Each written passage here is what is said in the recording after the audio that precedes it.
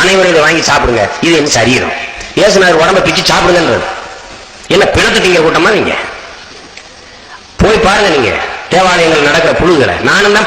முக்கியமான கேள்வி, இது இயேசு கிறிஸ்துவின் சரீரம் அப்படின்னு சொல்லிட்டு ஒரு சின்ன ரவுண்ட் ஷேப்ல இருக்கக்கூடிய அப்பத்தை அவங்க வாயில கொடுக்குறாங்க, இல்லைன்னா ரசத்தை வாயில கொடுக்குறாங்க.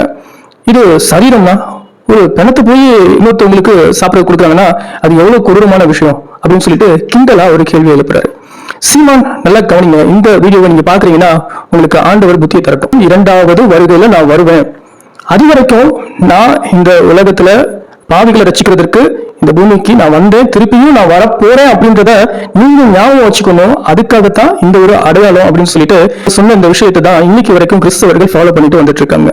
இது இயேசு கிறிஸ்துவின் சரீரத்திற்கு அடையாளமாகவும் அவருடைய ரத்தத்திற்கு அடையாளமாகவும் தான் இது செய்யப்பட்டு வந்துட்டு இருக்கு. தயவு செஞ்சு கிறிஸ்துவத்தையும் கிறிஸ்துவையும் அறியாம நீங்க கேள்வி கிண்டலுமா பேசுறத தயவு செஞ்சு நிறுத்திக்கோங்க.